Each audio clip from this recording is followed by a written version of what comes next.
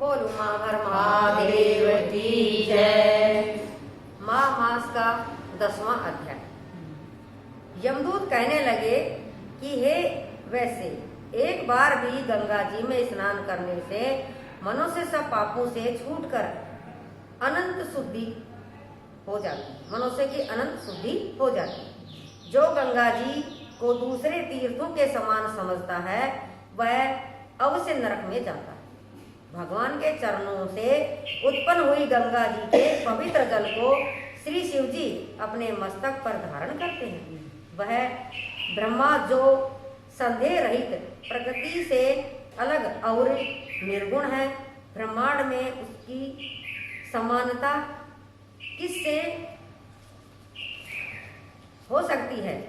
गंगा जी का नाम हजारों योजन दूर से ही लेने वाला नरक में नहीं जाता। इसीलिए मनुष्य को अवश्य में गंगा जी में स्नान करना चाहिए। हे वैसे जो ब्राह्मण दान लेने का अधिकारी होकर भी दान नहीं लेता वह आकाश के नक्षत्र में चंद्रमा के समान है। जो कीचड़ से दोबारा बोलिए। हे वैसे जो ब्राह्मण दान लेने का अधिकारी होकर भी दान नहीं लेता वह आकाश के नक्षत्र में चंद्रमा के समान है। जो कीचड़ से गौ को निकालता है, जो रोगी की रक्षा करता है या जो गौशाला में मरते हैं वे आकाश में तारागण होते हैं।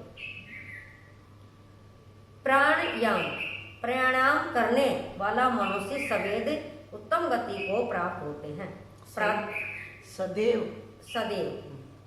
प्रातः समय स्नान के पश्चात जो 16 प्राणायाम करते हैं वह घोर पापों से बच जाते हैं। जो पराई स्त्री को माता समान मानते हैं वह यम की यातना को नहीं भोगते।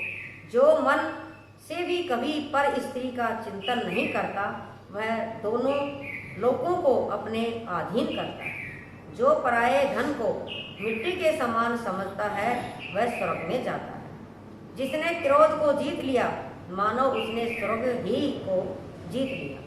जो माता पिता की सेवा देवता तुल्य करता है वह यम द्वार नहीं देखता और जो गुरु की सेवा करते हैं वह ब्रह्म लोक को प्राप्त होते हैं। सील की रक्षा करने वाली स्त्री धन्य है। सील भंग करने वाली यमलोक जाती है।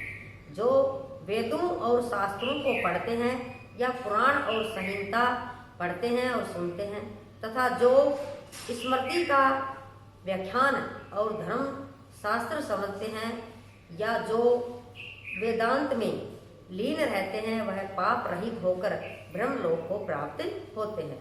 जो अज्ञानियों को वेद शास्त्र का ज्ञान देते हैं वे देवताओं से भी पूजित होते हैं। यमदूत ने कहा कि हे वैसे श्रेष्ठ यमराज ने हमको वही आज्ञा दे रखी है कि तुम किसी वैष्णव को मेरे पास मत लाओ।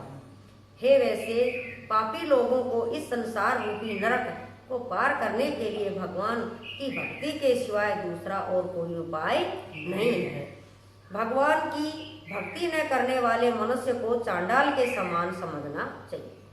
भगवान के भक्त अपने माता पिता दोनों के कुलों को तार देते हैं और उनको नरक में नहीं रहने देते।